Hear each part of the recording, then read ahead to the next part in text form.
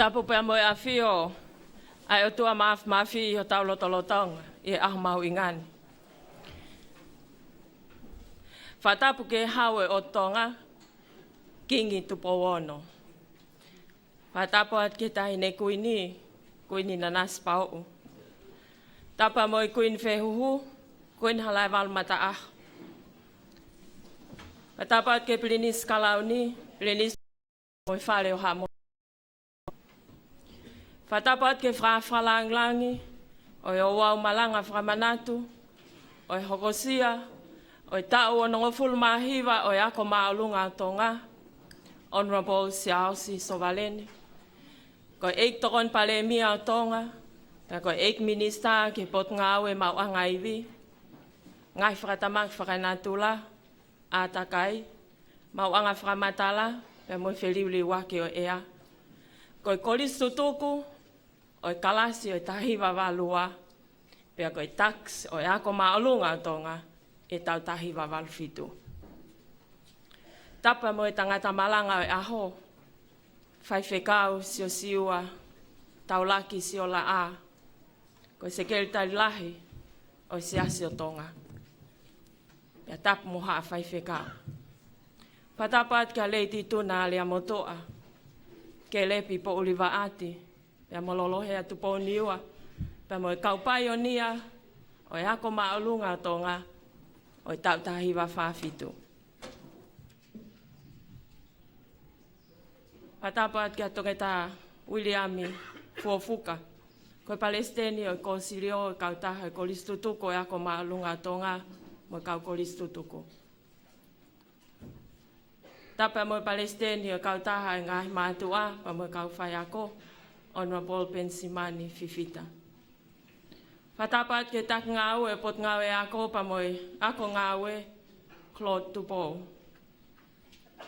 Tapa mo toke tā Daniela Palu, mo toke tā Liamaka, mo kau tokoni ke he o wau malanga e ahoni. Tapa mo pule ako, whatapat ke mafta e uloafi, muha amata pule, ka umaha e ako lolotonga. Atapuat ke kau si ngah mātua, ngai kau ngā mea, sola mo i vulangi, o mo mea mai he ngalu ea, pe u tau iheni i he kere o lelei taha i e ahon. Kole atu mafta e uloafi, ke tau kamata ai o wau o e ahoni, ya kou kole atu ke pure ako, Amelia Folau Mahina, ke ne lava mai mua, o whai halea talitali, o whawhalangi, ka mo kau aahi kotoa pe ke api ko whai mata e ahon. Malo.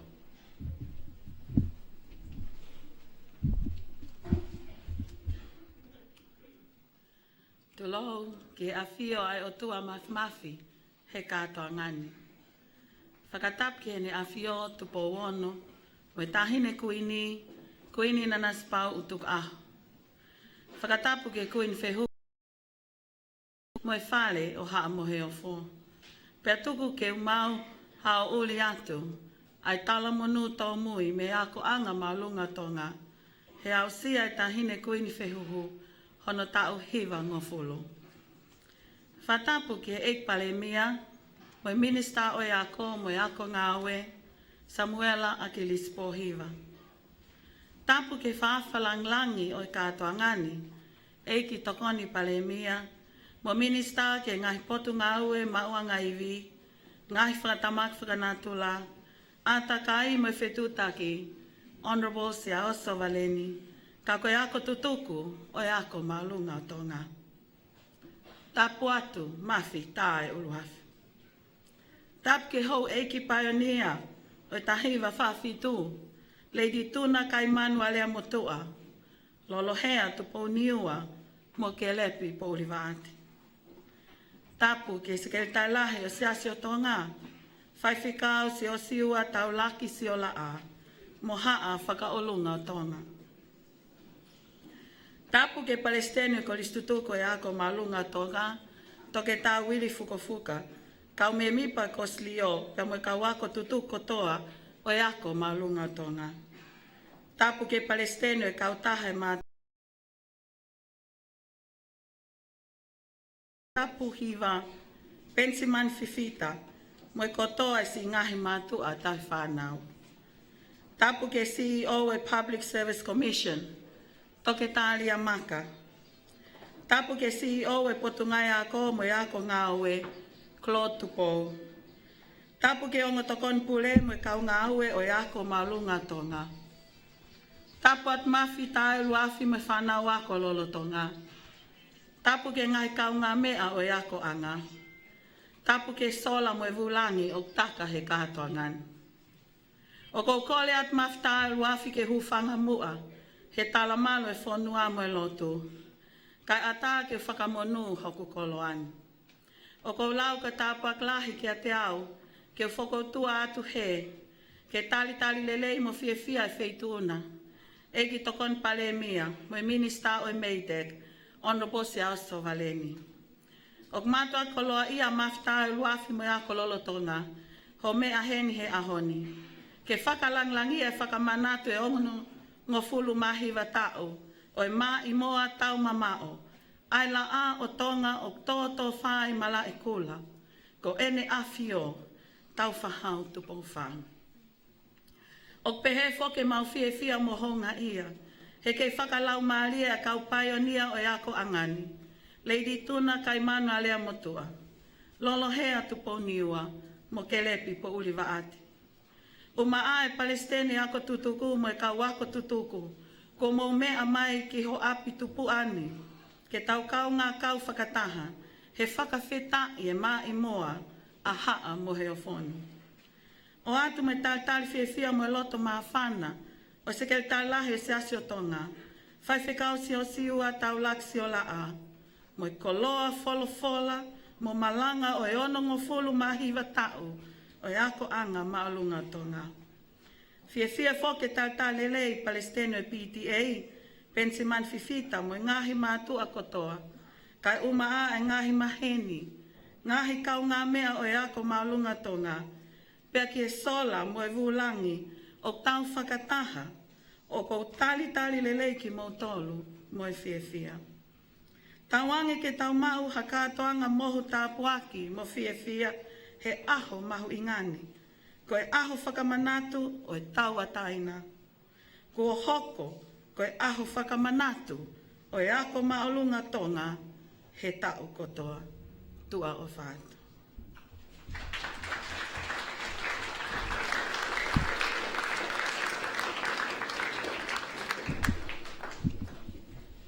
O kou kole whamole atu, ke tau kamata mua e o au malanga e ahoni, o e ako maolunga tonga, ke tā anga ua e tau malanga, pe hoko pe tau polo kalama, o hange ko ia, o ku asi atu i e polo kalama, o au ki hono whaosi ko kelesi.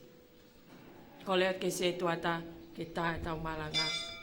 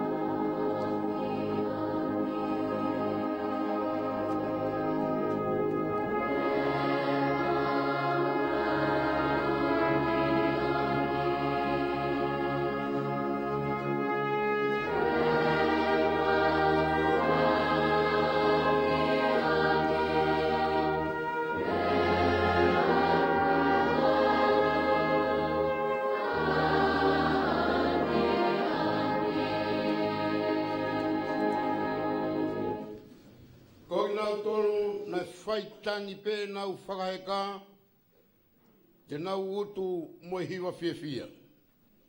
Sene alu koe alu tangi e o to o hawhalukunga pula pula. Ka ko sene hau koe hau whiawhia o to ene ufua.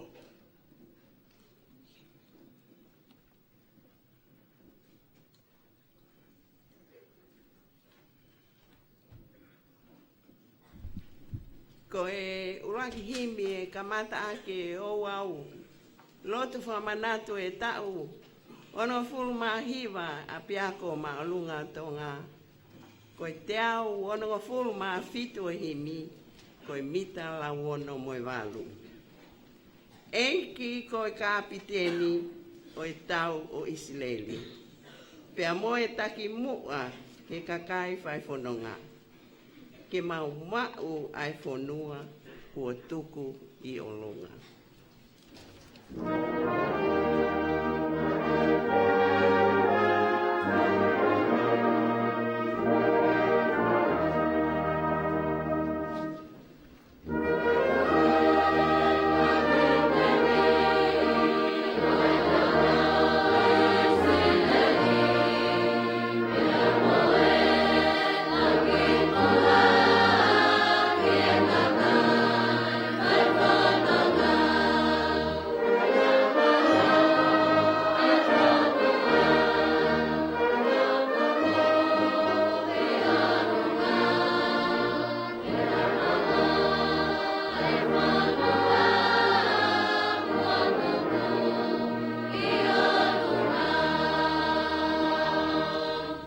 Vesi tolu, pea koho o folfola, o kumau fie whai ki ai. Pea ko ngata anga, ko e whakaongo lele. Eiki ai awhiona I he aho kotoa pe.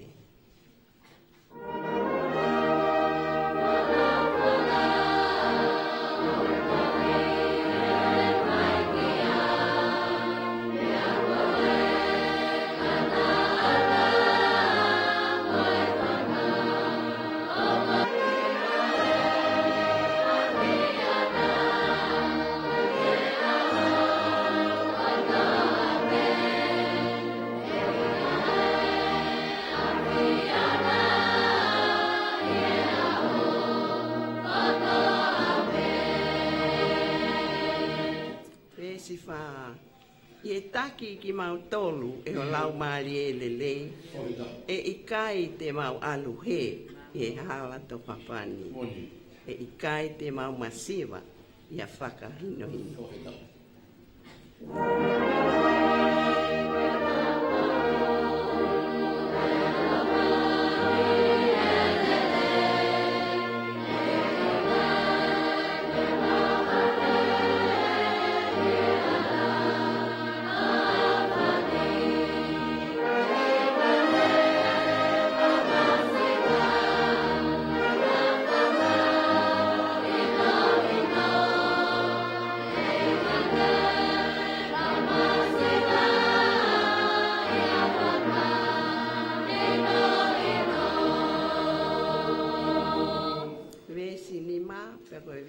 Osia. E kaulele ai ofa ai awhiona eki.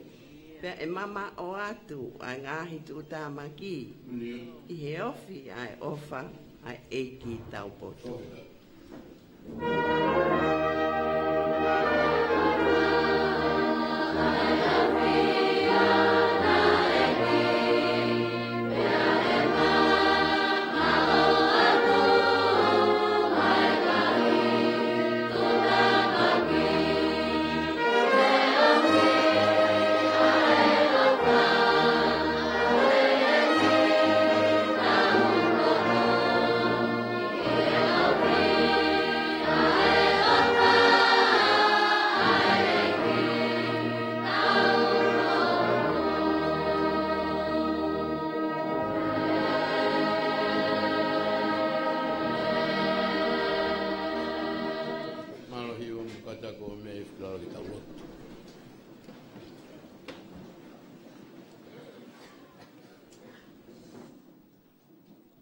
O tua mafi.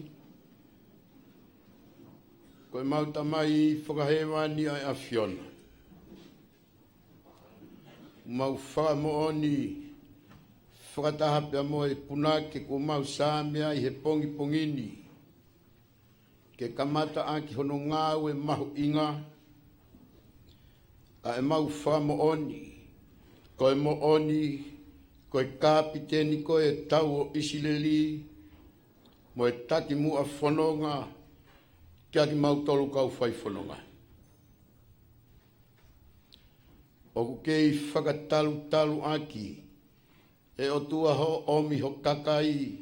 Mei isi pite mihe whanua e pōpula. Nai kai mau nofo hifo. Ai fifiri. Ai whanua atakai mo kai e mama ni aho koia. Ke e malawa whewhe hano tauhi. E he tokotaha e fulau miliona. Koe whanonga na e whai he toa whamamati. Ka nā ke liliwo hoko koe pou ao. Ka pouri. Whangai lupe la a. Na e hoko koe pou mama ke ne hulu hulu ho kakai. He kau po uri o e mama.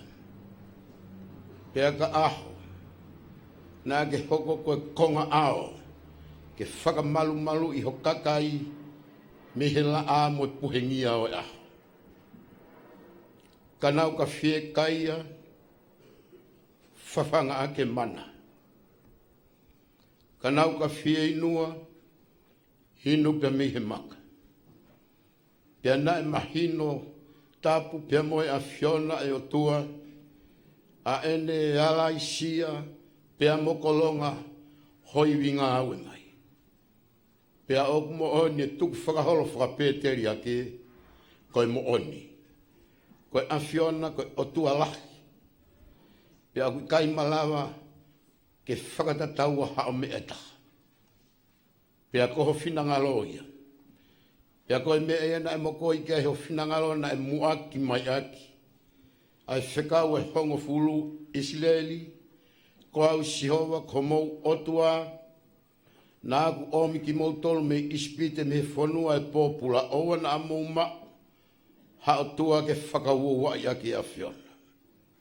Mau whakawheta i atu eki, ko i hivi, mo i mawhai, mo i ngeia, whai whakamo ui ai a Fiona, ko whai ake whakatau lama, kai taki lei mai e whanonga ai kolisi boi api ako koeni o whai pia nau tō ota i hono ngo fulu mahiwa tau o api ako o maalunga atonga. Oku i kai ko haki i mea si ia. Ko hala whanonga o whai ai e mau whanongani ko hono fita mo hono tamaki ona ko hai e ala malawa o tala noa ki ai. Kai whakawhita ai taulama whakalaka ko ke whai pia mei tala ke i kapa. Pia mau nofu ai he tere kanga o lau peau mo lau matangi he uri tuu ai tautai o ku poto. Pia mau hopo ki uta he pongini. He taulanga o ku maha. O ki kai tautau ke mau repa mei tu angalu o lau peau mei. Whakawhita ai ofu ai o tua. Koi mata hono koloa wea, lea ko whai ake hono tari e whiohi angani. Ai kei malu inga hi tuunga kotoa au kei whakatakua. Koloa mahu inga. Ai takua au kei tu e laa tonga. Tupau ano. Katawanga pe o tua. Ho tamai o eiki. Kako ho mautuki. Koe hahame ai kei tu uguloa ia eni whanua. Whakailo ki hopani. Kuini kai o maa e whare o hamafu. Pia pehe ki he kuini whehu e o tonga. Koe paenga o wheina o e whanua. Whare o hamahu e ofo. Shona u ko ngā ke lakalaka i monu he mea hono kotoa pe. Kolo mahui ngā o pongpongini. O kei whalau maalie. Whakawhangilangi e pongpongini. Ona polo se aso waleni. Malo mafta uafi. Pia mo fare o matapule. Mau whakawheta ia tu eiki. Malo kei malua e pule ako lolo tonga. Ka mahono kau tokoni. Nā nau tuu he malere kai tau kawe. I hono toho aki mai e kolisi o omio au ki a honi. O kei tuu mo e lau ai moto api a koni ki hele reita. Kai koloa ia. Pea whakawhetai. Pea ma. O ki heni mo kau tau hi whanau. Pea mga hi lakanga ko toa pe. Ai palestini e kolisi tutuku. Pea mo ki nau tolu. Ai kau holomua. O e kolisi koe ni, pia moho nau whatongia. Maloa te o tua, ia wheitaura alo mua ai a Fiona. Kai ongo na ange, lotu pia moe kore o e pongi pongini. Ia wheitaura alo ai a Fiona, kai ongo na ange, ai tangi ai kau waiwai. I lau maali e tampalembia, kau mahu eiki o whanua. Hou e kumnista au nau ngāwe i ho mau ki pule angani. Kei whakasepita e nau mo ui whai totonu pia moe i lo tua. Ai kau tati lot kotoa pe, ho mau whanuani, moe ngai sasi whakaristiane. Malote o tua koe koe ngāo e pongipongini. Koe maranga e pongipongini moe ngāo e o mau whai, o mau hanga o whakailonga i aki. Ai a usia, e api ako koe ni, hono tau anonga fulumahi, wala maare maoni oni, hifo mai. Haere mai mua whai ho mau whakalota whare ia. Pea ke mau whakailonga i aki, ho wholofola pea ku mau tui. Tae toi vei iwa koe whakakau kau e. Ai kau taki, api ako, ke whakailonga ia ki hano malanga i ho ongo lelei, he tala e hai, e whokinge e si ho wholofola, pia miha lau maari. Tau ngāo e mua muko e o tua helo tu, pia o whea ho fofonga, o ngona hiku leo o hia, pia moe tōki laloni. Mau holo ki lalo kole ati ngai lelein ko toa pe, he huafa sisu kalais ko alo, ka ho mau whamu ui. Amen.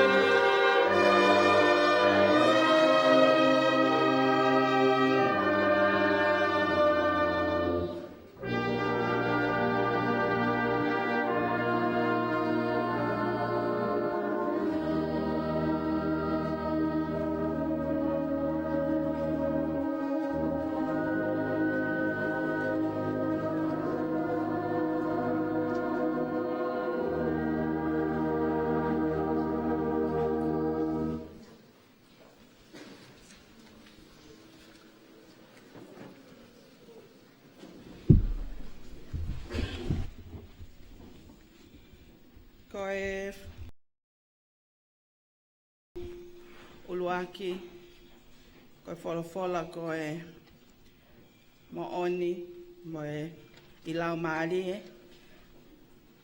ai o tua o ku kauwahewahe i pongpongini, koe wholofola, koe fuuiwi, ma whai lahi whauwhaua, kia tek nau dolu o nau tui, kia awhiona, kene hinoi, kene hākia ki, kene whakaloto lahi, kene tataki, pā kene hanga whakafo o kita, i he te whanonga u whai. Pā ko lau a Efeso wahe ono ves tahi tu, ko wholofola, ko mea tāu ia lau marie, ke whai akio e tā whanonga. Palo veape wahe ua, ves uluaki ki hongo fulu. Palo veape wahe ua, ves uluaki ki hongo fulu. Tama, ka pau te ke tāli e ngahi lea, o tuku tauhi mō koe e ngahi tuutuuni, o ke tuku ai ho te ringa ke whanongo ki he poto, mō whei holoto ki a whakahinohino. Kai uma a ka pau te ke ui a ilo mea, pia haaki ho le o ki a whakahinohino. Ka pau te ke haao ia, hange ha haao siliva, pia hakule ki ai, hange koho o whai ki a koloa fufu. Teke tok la vei ai apasia ka sihova, pia mau ai ilo oi otua, whawheta.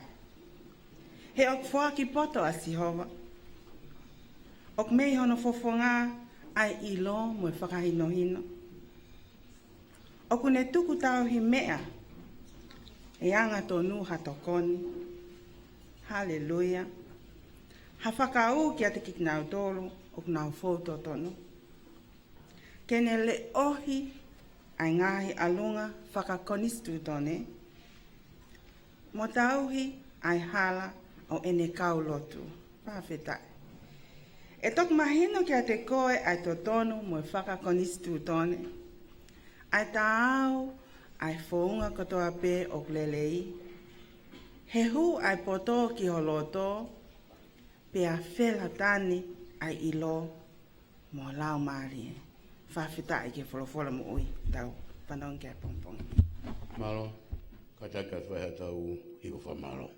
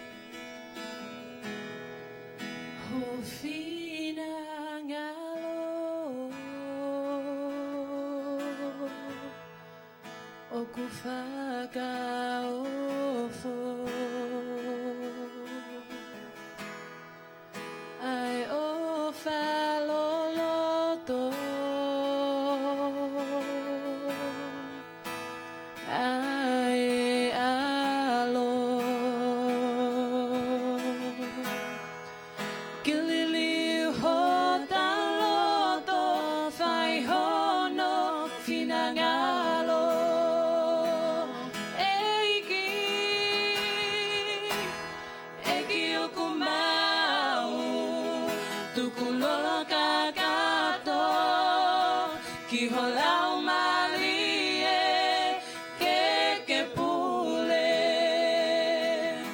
I holoto loto ngā o ku mautalo whai ho whina ngalo. Ko honga hita o ku keita wheni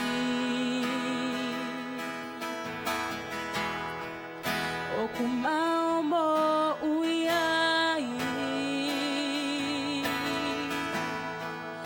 o i kai hato e whoki i ke liliu hota loto whai hono whina ngalo.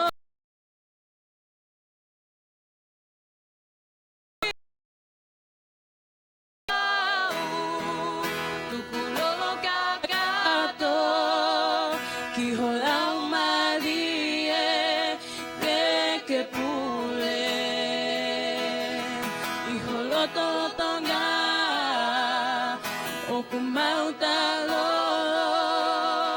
whai ho o whina ngalo. Eiki o ku mau tukulolo kakato ki holau malie ke pule I holoto loto ngā o ku mautalo whai ho o whina ngalo. Eiki o ku mau tukulolo kakato ki holau malie ke pule.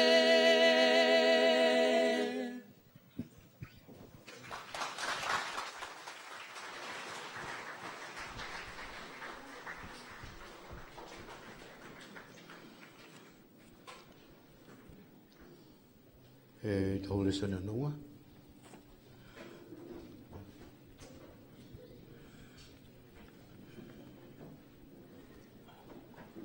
Ko te kai, o vare soni. O pia goe.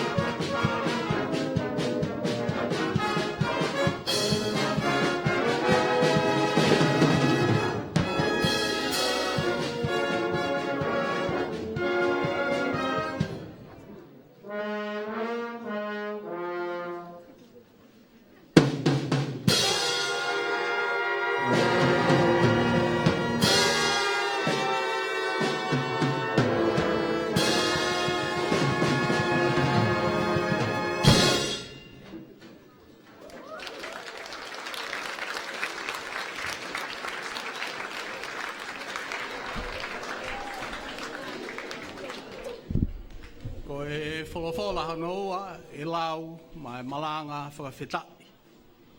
Tau anonga fulu mahiwa o e akoanga maalu. Ia he kosperi o si isu klaisi na hiki e maatiu mahe taha hiwa.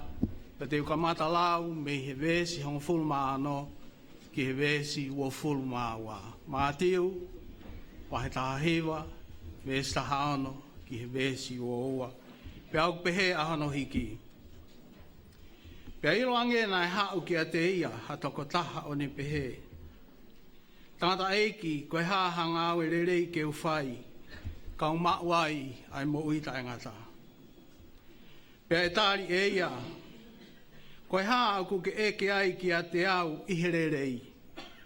O ku toko taha pe ai rerei. Ka kapau koloto ke hu ke mo ui. Pea te ke tauhi ai ngahi whekau. Pea pehe e ia, ai whewhua. Pea pehe e si isu a eni, e ikai te ke whakapō, e ikai te ke whiawaki, e ikai te ke kaihaa, e ikai te ke tukuaki. Whakapapa ki hota mai moho whae. Te ke ofa ki o kaunga api o hange pe, ko ho ofa ki ati koe. Pea rea e he talavou ki a te ia. Ko tauhi kotoa pe e ngahi lao ko ia, koe hā aku oku ke itoe ke whai. Pea rea si isu ki ai. Ka pau koloto ke hao hawa, more pe o whakatau ho ngā oto o tā, pea whuaki ho pa ngā mai kau masiwa. Pea ai hakoloa e whao, ma au i he wani, pea ke hau o kau i hokulahi. Pea he whanonga e talavou, ki he rea ko ia nā ne whoki ko mamahi. He koe toko taha ia nā e mau mea lahi. Emeni. Ofa ke whaitapu e kena he lau maari e maani o ni, ai wholofola ke tau mo oi keres ia mo maa o ni whoki.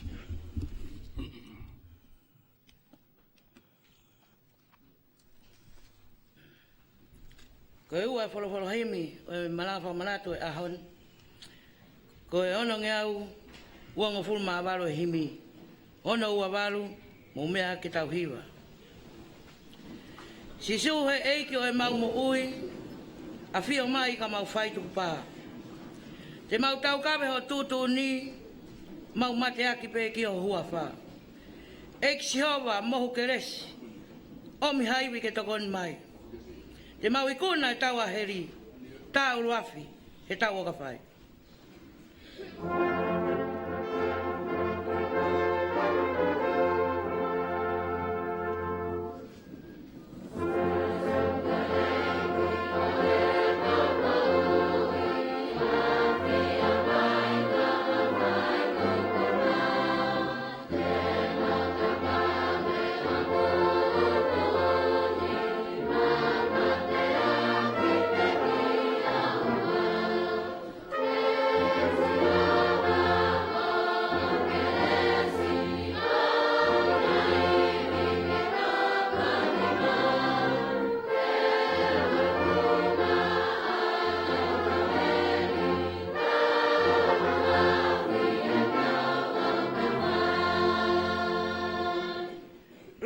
Nofu o lata mamani.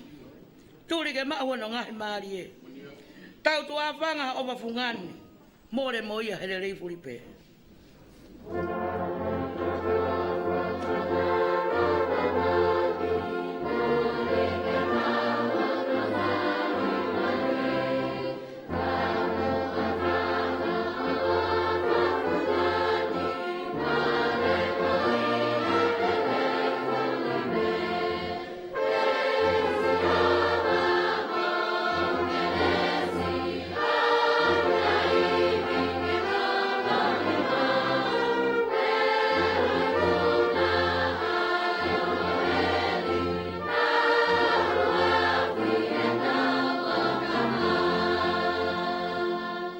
Whai o hoko ai aula hina, fotua e ki he mau ui. Toki toloto he fu monu ia, Hulo e mama e loto po uri.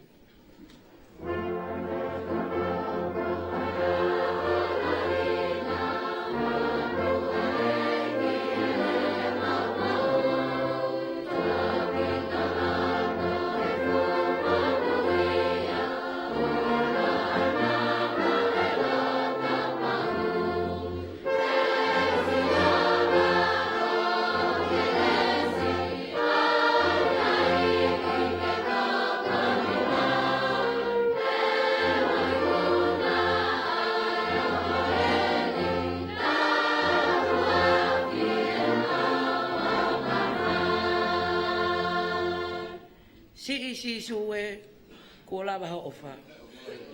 Ofa ne fai ke pala ku fa. Te mauli o mai afiona. No fo tari ho ngai. Feka. E ki si hova mahu keres. O mi haiwi ke tokoni mai. Te maui kuna e tawa heri. Ta uruafi e tawa ka fai.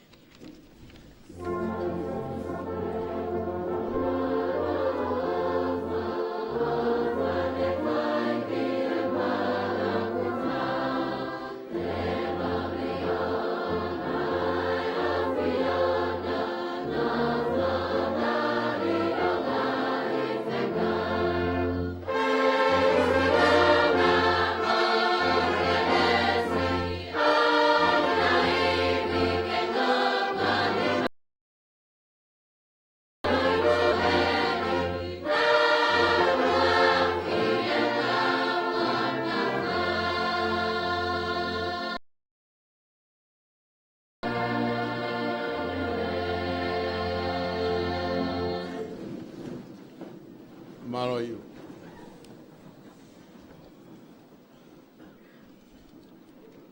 Ko sisu ta mo fie mau e tau tupu. E pot forfona malanga. Ko ngong le sisu klais na tohe matiu ta hiwa wa he ta ha no vesi ai au pe no fakalea. Iloanga na hau ke te ha tangata o ne pehe tangata eki. E ha ngau le ki fai ke umaua e mo uita ngata. E kawinga ko sisu mo fie mau e tau tupu. Tape mo e a fia lau maari ma o ni ho tau lotolotonga. Whatapu hene a fia o tua tonga. Tupo wono. Kama tahini kuini. Whatapu ke he kuini whehuhu e o tonga. A whawhetai ai tope hono ngū. I he tau ko hunu ki he lot na whai e mo se sepa au tau. Kau whatahai pe he tala monu tau mui koeni. Au tau hufanga he lot. Te whatapu ki he whawhalangilangi. Ono poro siasi suwalen. Ko tokoni pale mia ho tonga. Ya kokole ke hufanga atu mu he whakatapu ne whai he pule ako ko holomu e a te au. Te whaapu ke kau paionia ai holomua, kau holomua na nau tāma e fi i he api ako koeni. Pea talangata hei a te au whai ki tua. Kai ata ki whakamonu hoku koloa, kua tō inasi ai he pongpong whakoloa koini pia kou lau, he pongpong whahistoria ke mo ui. Ta fuke whanau ako, pule, ka umae, kau tokoni, kau whai ako. Kou whakamole mole at pete ki whaemalanga aku. E tokoni pale mia nei. Me ange tiutalahi o ange whaafe goni pau talangi. Whamole more peko ki talanoa whakatua kai whaipe. Kai ke mo o kumi hataha ilonga mata ene peni api koe na.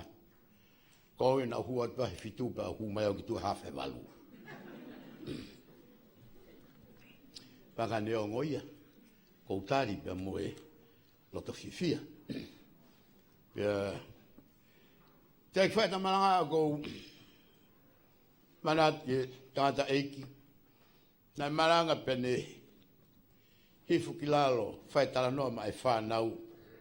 Pia pehe tangata eiki. Whanau. Koe tau tala noa koe ni. Ke hanga e si isu o whawhanga ake toko ni mawhe. Ai fo i maa ni maa. Pia e maki e whanau. Pia tala noa e mutu a pia. O si tala noa pia o ke sāpate koe taha. Pia ni toi ha. O kuhiki ni maha ke ki tama. O ku toko lahe kakai ke fo i maa. Pia alo tangata aiki pia hauhe. He sāpate koe hono hoko. Toi whai ni tala noa mai whanau. Hifo po whai pe mea da tau. Whanau. Nai hanga e si isu. O whawhanga toko ni mawhe. Ake fo i maa pe nima. Toi hiki ni maha ke pe ki tamata tau pe. Pe atu e tangata ki whaiwhekau. O mo pe he lava. E whawhanga ake fo i maa nima toko ni mawhe. Hiki ni maha ke pe ki tamata tau pe ki atu. Koe ha.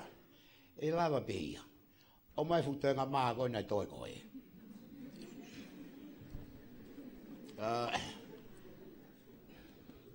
Tōni bale mia. Au mai kau paionia a pia koni.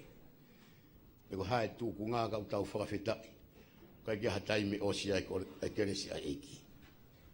Mutoe noa pe ke whakakoloa aki ki tau tolu. Pe mo tau whatungia. Pei loanga nei hau kia teia. Hatoka taha o ne pehe. Tangata eiki. Koe haha ngau e lei te whai. Ke umaua e pureanga. Pe koe umaua e muitanga ta. Koe kawe inga. Ko sisu. Pea moe whemau e tautupu.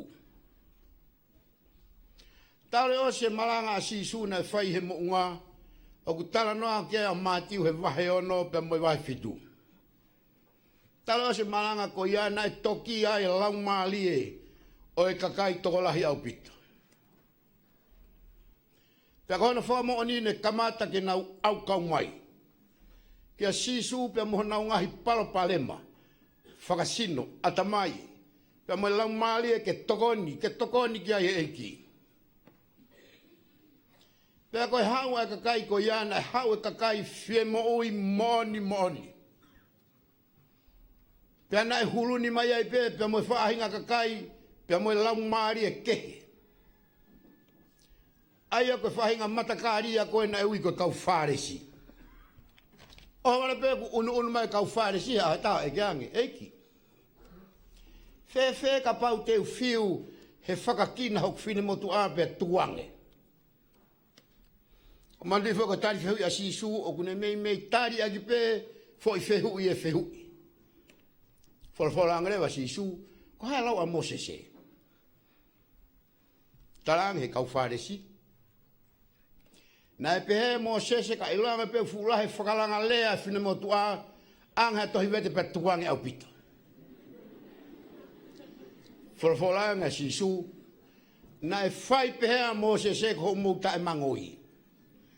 Ka aku mau ilo, hange ka whatapu ko ang whaki. Aku mau ilo na kai ke pehe kamata anga.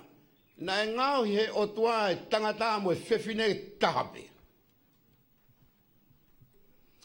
Pea koe me ai e tafo ke tangata ko toa pe, mihene tamai mo ne whae, kai hanga tahape ki hono uai fio tauki. Pea hoko e waa koe tahape. Hako mei mo hawa ka kai mo nau whanau na i kei ki o turi mai ke oange ke sisu ke ni hanga tāpua ki. Pea huluni mai ai talawou koloa ia koe ni. I hao e ke ang eiki, tata eiki. Koe haha ngau ele lei te whai. Ke umaua e mo uitanga. Ta wha mole peka o te whamanata mo e takavinga. Ko sisu mo e whemau e tō tupu.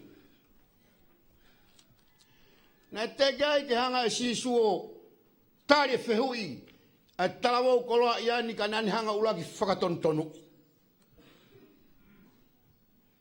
Tangata, ko ha mea ku ke ui ai au ko lerei. toko taha maa te pelerei koe o tua ua whihalangi. Aia na ia whio e sisu ko talawou koloa iani.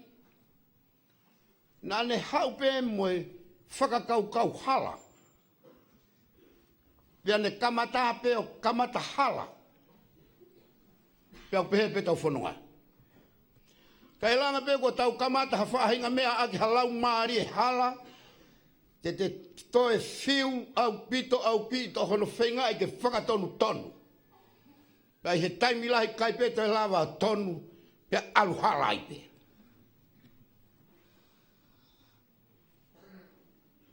Tako mea na tala i sisu ke tangata koloa ai, koloa iani, whenga ta sisu ke whakatonu tonui, a ene mo ui o whakatatau ke mea ne whie mau.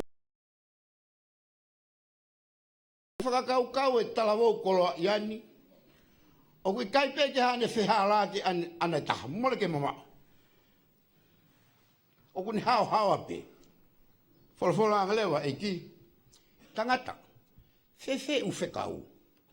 O wana ake tono whewhine, o wana ake whakapō, o wana ake kai haa, whakaapa ki ho tamai pe mho whae.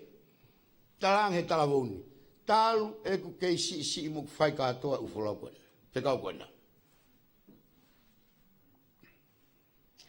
Koe talanoa whokoi ni o kulea katoa kia e kosperi se whataha.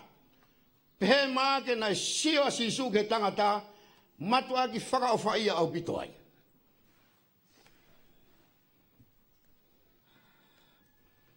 Tarangerewa e sisu, tangata, ki ifo i mea pe taha uke kei halai. Abau te ke alu o whakatau ho koloa o tufa ke masiwa, bea ke hau o toa o kau mawhasia mui a te au. Ke maa koloa lahi langi. Nai ka ilo he tangata koloa iani, o ku whai atu ene whakapo uri ana ki he tangata hala.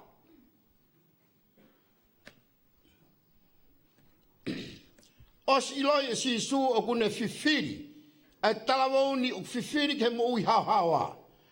Ka whakatala, whakaala au pito ene whiwhiri ana ia mehe ene koloa.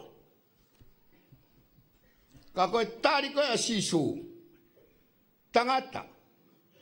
Ala atu ia whakatala e koloa ai talawou mi honoloto mi honolau maarie, ka ne hanga o mau. Ai mo ui hawa o kune whekumiki ai. Ai anema ko tau sio, ke vei pā ko whai si su mo talawou koloa ia koeni. O koe ume amahu inga o hoata mi ai. Ka koe ha tau mua o te whenga ke kumiki ai, o ku iai e mea, o ku hui o liaki. Pea ku iai e mea o ku tānaki mai.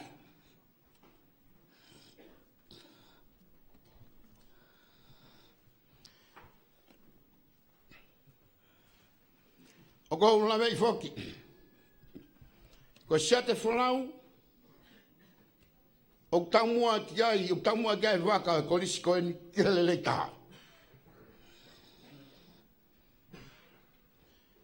Pea ko unga e tau pea ko kawe inga malanga ia, o kua o mai ke tau whakamanatu aki, ai tau wanonga fulu mahiwa, o ea piako koeni.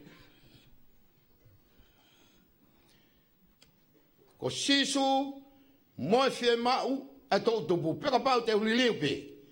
Ai kawe inga ko sisu, pea moe fie mau ai tong high school.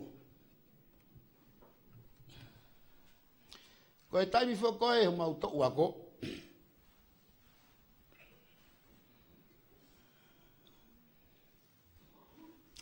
Na mau teunga pehe ka na mau tau sese mutu. Pai ai mo mau ki tepi. Pea ai mo foi pine ai. Pea ko tamai ki whewhine, na nau teunga pehe ka na naho nau ki tata. Ki tata lanu hina, mo sehe whangi tata ko naki ko sestonga. Ia, tata utof pe moia. Pea na iai pe mo whangi pine ai. Pea koe kaumata apure aho ko ia, na e pe mo nau pine kaumata apure. Pea na e tohi pe ai, tihe lelei taha. Kia te au ka moto ko ni o whao tua o whenā pasi au pitoia. Pia mo e whono na whikau e siowa. Kia mo sese kene whakahaa ki Isleri. Isleri. Ko au siowa ko mou o tua ko taha i siowa. Ofa ke siowa ko o tua aki holoto ko toa. Moho lau maari e ko toa. Pia moho iwi ko toa. Whakahaa mo sese ki Isleri. Ko e moto i hoi pure anga koni. Pea ko e moto i e teni hanga langa i hake pure anga. Kai peheni, whekau ke kakai ke tohi he pouho nau whare. Tohi he matapā. Tohi he tawhaaki ki tua. Tohi he maka. Tau nau haa mata ko whaila te keri. Pea au hui mau pe whanau ke nau mana tui ke tuku whakaro he lau i tau tangata. Ai moto teni hanga langa pure angani.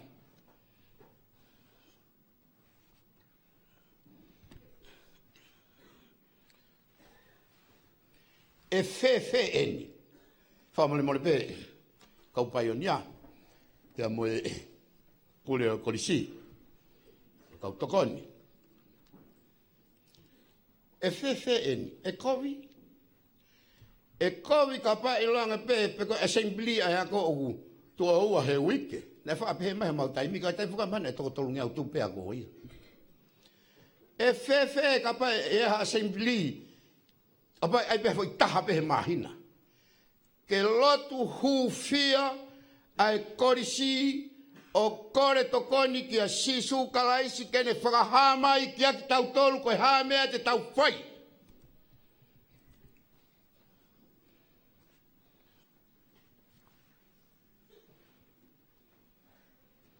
Ke whaka a ke puke a fufula ke moto e korisi koe komi ki he lelei taha. Mone punake. Hei kai ke tau mau e tau tole lelei ko ai mamani. Ko lau a sisu. Ko lelei ko ai tau mau pe mhe o tua. Pene pe e kovi nai. Hei, tuk wha e koe. E kusia tau tai. Whanonga he tala noa koe ni. Nei lea e tangata eiki. Whaifkau ko uti ko pālangi. Prea tonga lelei au pito pe ia. E alea tangata e ki bane tala noa wau ke taimina ia e maa u whakapa apa peke hingwa koni. Moritoni pa mu Mr. Peka. E alea tangata e ki bane tangi. Bane pe nai kai au pito ke tau. Ke keongo tangata e ki whaifekau. Koe uhi he koe kakai maa maia. Koe ke koe me eia a kai whapouri. Hanga whatap kua whaki. Ko whanau mau pe whoki a biako maalunga tonga. Ko whanau mau pe he ke takai ukorisi. Ko fia. Ko fia pe kai ngatai ko whanau ke tala noa a kakai unau pe he. Fia lau pe he ko korisi maama mo poto. He unau tāna ki e nau tolu, ai umaka maa olunga koe siwi alau tohi pule anga, o whakahuke nau korisi. Pea koe tae re, patu fotu whai ke ukorisi ke he. O ware pe, ki mui mai, ko whanongu, ke tonga hai. Ko whanongu, ko kau tahine. Ko whanongu, ko ke tonga hai, mokun salote. Kau pehelo to pe tae ngari mooni. Ai ki he lerei taha, mo e teu e tangata kakato. Ko nau hifo ki nau tolu me he maama, o whai e mea e whine mātu a kokaanga.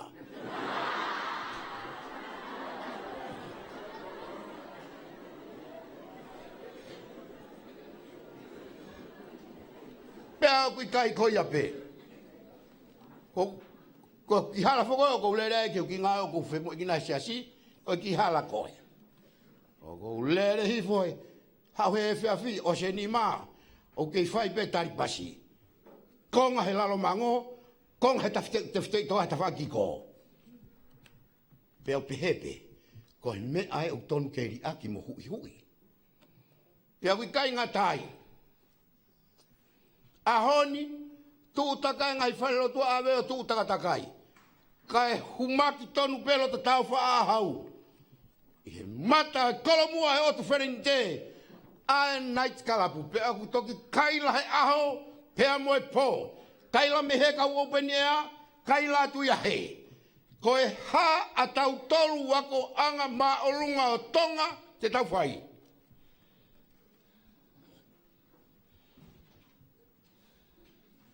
O kuia e mea ke hui hui. Pea kuia e mea ke riaki.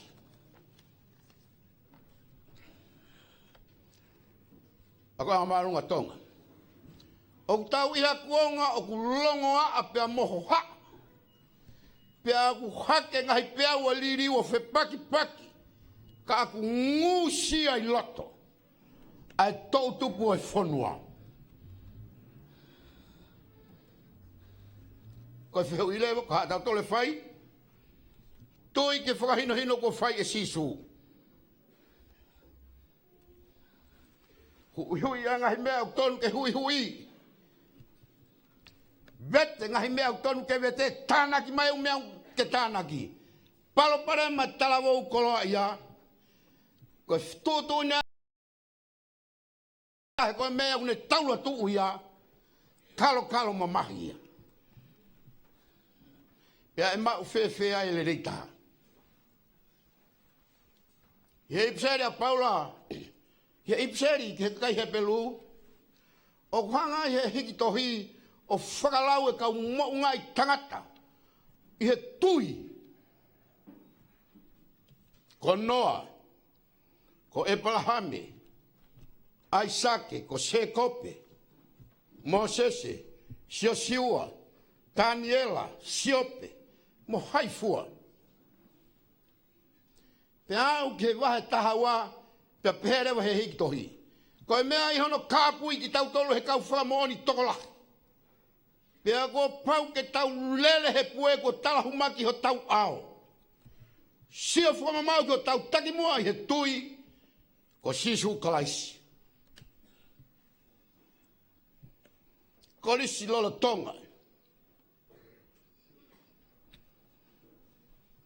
Mo mana tui. Maupe. O ku kāpui ki mau tolu e he kau whamaoni tokolahi. Mo mea mai kau whakamoni tokolahi. Whakalangi. Kau tagata na nau holomua na nau tae fihi. O e api ako koni.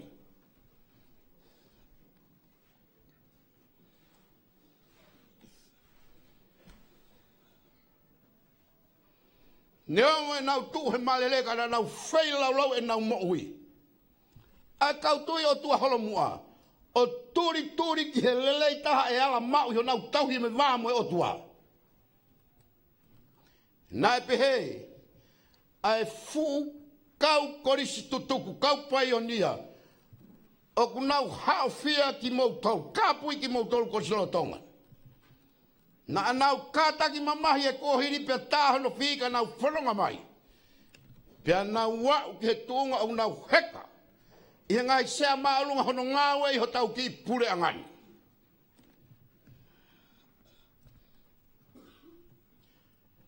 Ko ki mau tolu. Ko risi loro tonga o ku mau lele aki e ama i he mana e a kohe ani. Mau ilo me a pei tua. Tukon pare mia au paionia. Uli fuka. He kakakai iloa. Mau siope. Ko mau maria pe ho mau le. Unou. Pe mo loto u fato malala.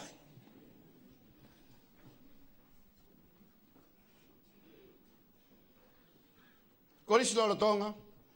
Tau i he vai taimi. O ku lahi hono ngahi pole.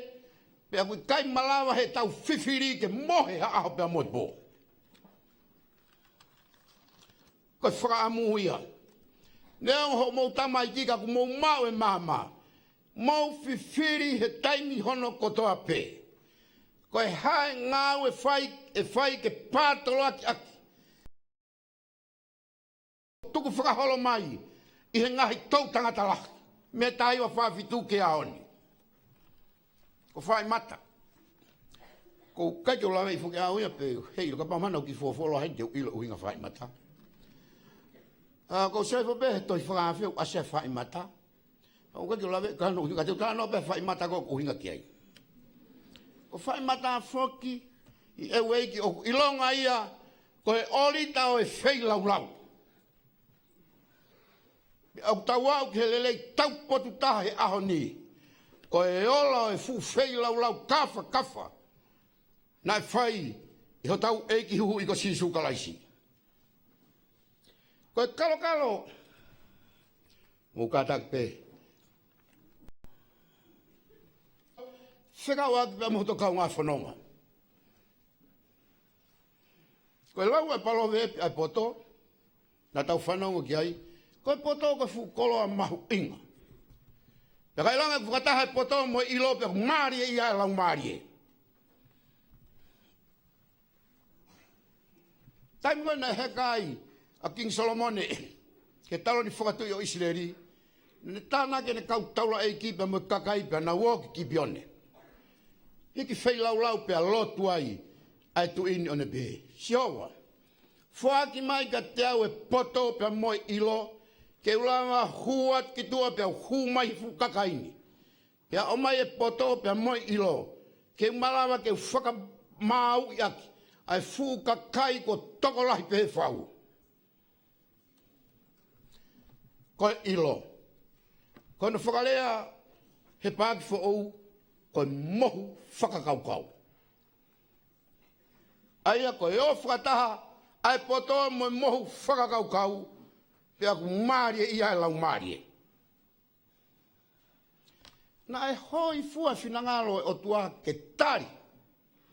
Ai kore ai tuini, he kui kai sio kita ai kore.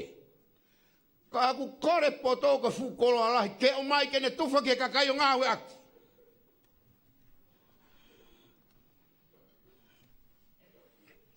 Fua mone mone be, tala no tu akoni, ne uki ile latu ki fisi ta ataha.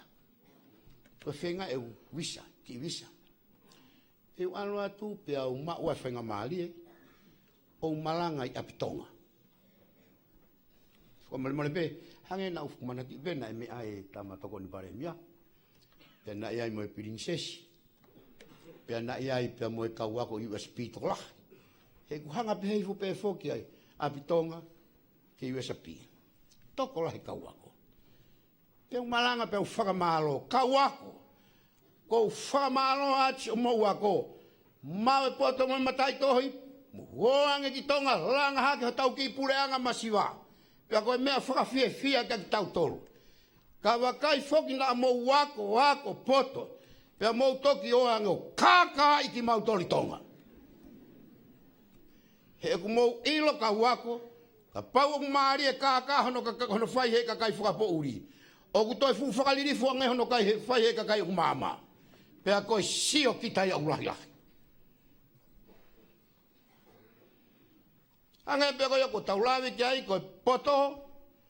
Koe fu koloa lahi a ko maulunga tonga. Mo wako. Ke mo poto. Pea mo uo mai.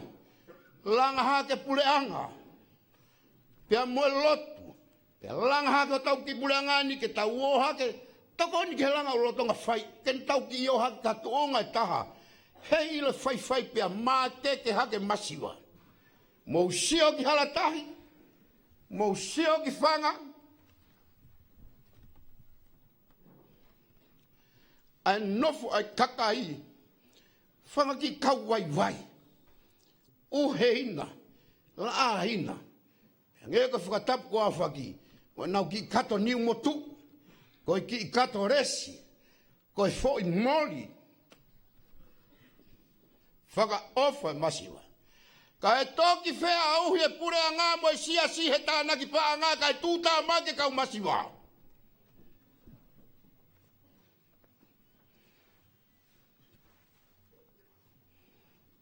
E kai ngā tai. Alu koe tau masiwa ke lahi ange. Whatapu kua whako hū mai mo e whainga matakari o kua ka kau hari. Mau i kai ni kawea. Hako mā o lunga o tonga. Mo ilo. Ahoni. Hena ia ane afi. Koko ane afi enu nau mea takai koni. Pea e aulu.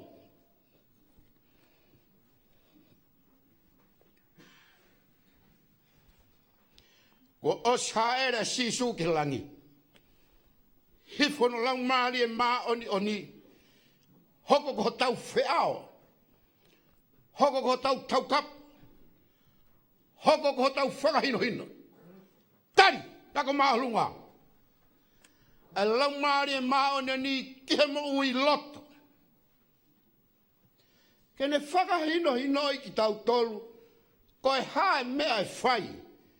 Tau mau i wai ke kei puke a fufula. Ai moto e api a koni tuku whakahaloko kihele leitaha. Ia kai ke ngata i ai. Kai hoko e poto ko mea ngā ue. O langha ke ake whamiri. Pea mo tau pureanga. Pea mo tau siasi. Pea mo tau loto. Ko sisu. Mo fe mau a tau tupu. Amen.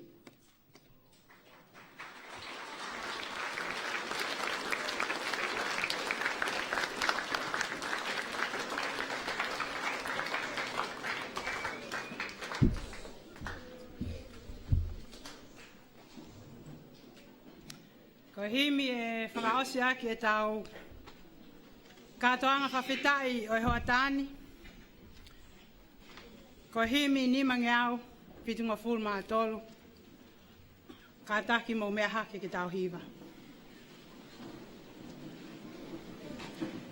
Ta tali mai silau maalie. Oua e haaki hiki atu. Whai pēha o tau ka taki pē. O oua e tuku ai pē au.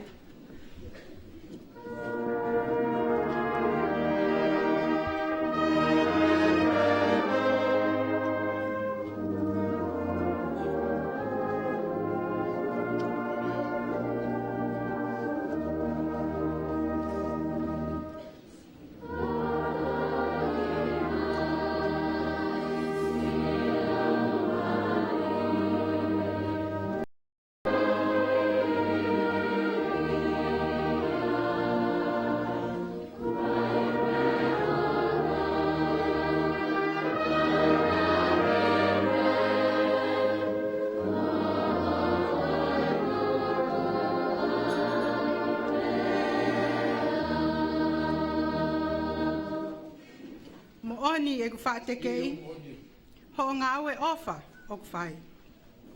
Ho o tautou omi ha ke lesi, ke molu ai ho ku atamai.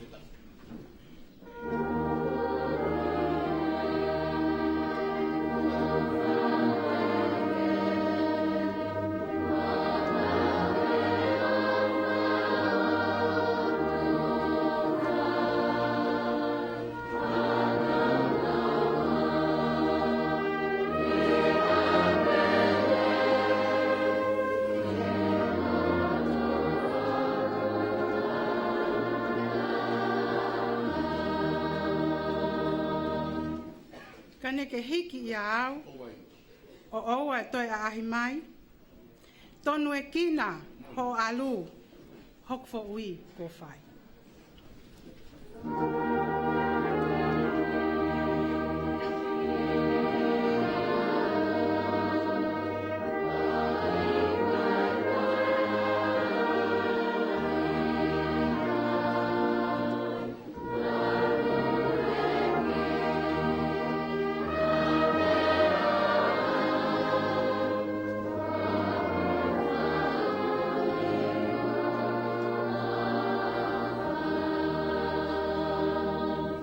Kai oa e tuku ai pē au, whakamolu ai makani. Toho ke unu atu, filihi hoku atamai.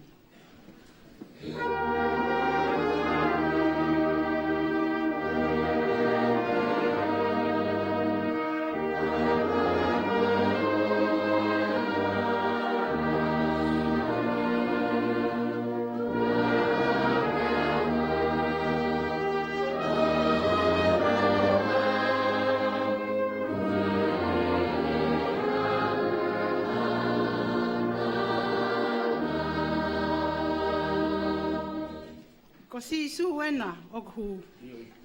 Si lau maalie ne mate ai. To e whaiange Honolulu. Kehe ai tu o tahani.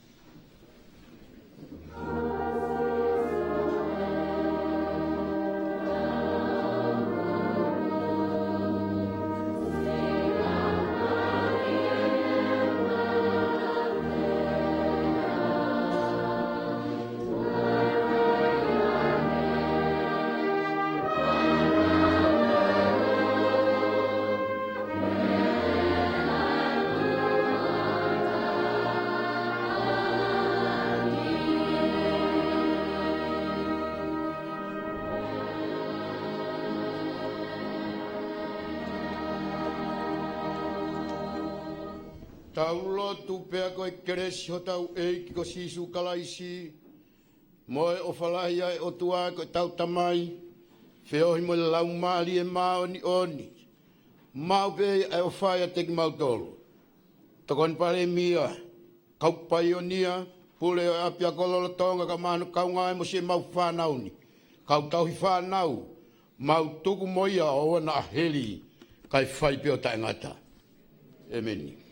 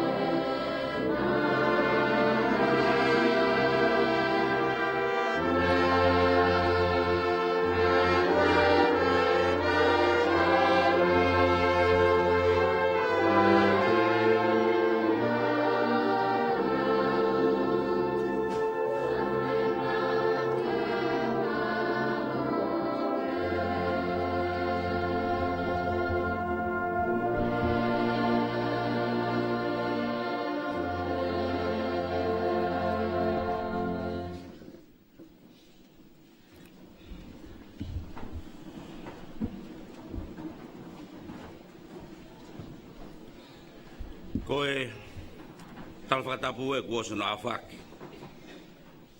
Ka e talangata ke motua, tua mata iloa koe. Ke whakawatu ai rea whakamalo ai minista ako. Pot ngawe ako. Pule ako me kau ngawe, ako malunga kotonga. Ke ahon, pe mon malenga. Whakalang. Koe ahoi nia nei puri. Ko tau lau monu, i he whai fufunaka e ofa e otua. Ko tau kawai he malari o e hon, tau lawai he kau, e tau kawai he lau.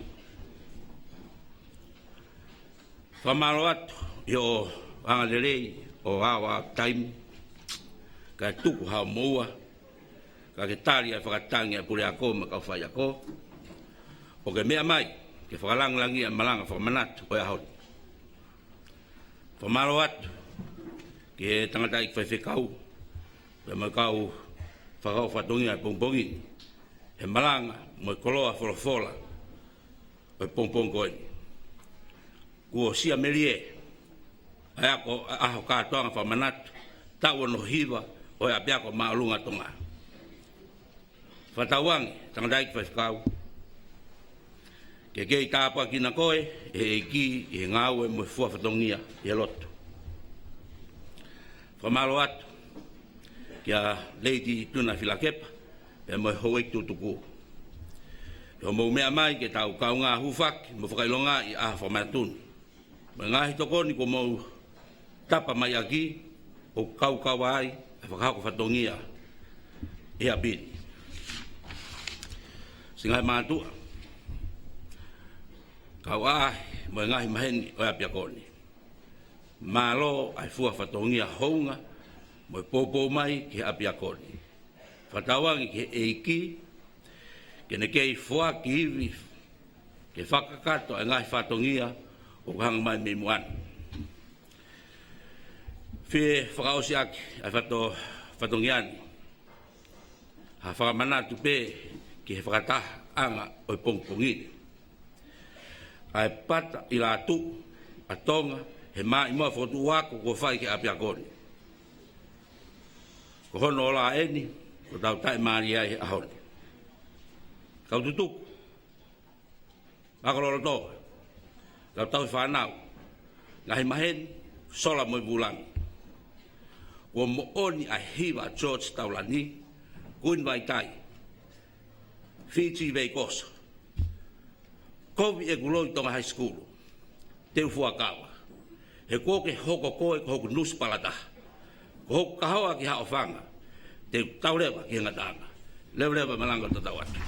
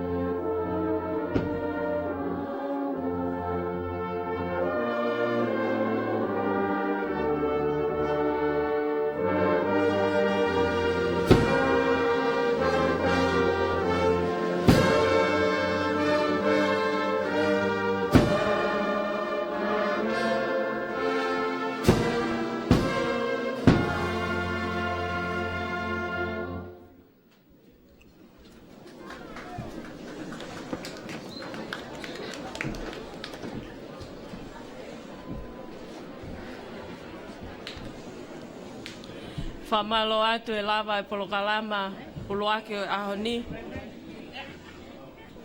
E ki whahoko atu pēa e ki mea koe ni, langlangi mo kau whawhe. Koe pē ki inu mokomoko ko teu e mawhtae uluafi, ke tau inasia i ahoni. O kole pē ke hou e kolistu tuku, mo ka atake o mea mai pēhena, ke whakakato tau ngahi whatongia. E lolotonga ki inu mokomoko, e whai pēha ki whakameite whanau ako Form 7 e apiako, e o matapure lahi mo whanau ako. E koe ki mea pē taha, ko whē whakamanatu atu pē, o kuiai e te niti i mui pē i he wall koina e kolistu tuku, o kuiai e ngahi umu whaka ofa lelei au pito, ka take ngahi to uako ka pau ku mo lava tu pe ki ai o whakatau. O kai ke tuwhata e tōtongu whakatau. Ka e worth au pito pa angai te ke whakatau a ki ai ngahi umblele teu. O ata ape ho tau apini. Ke mo mau mea tokoni ai i ngahi umu ko ia ko teu he whanau ako. Ko ia ko whi whakamanatu atu pe lolotonga e ilo mokomoko e whawhalanglangi pa mo e kau whawhe. Whanau ako.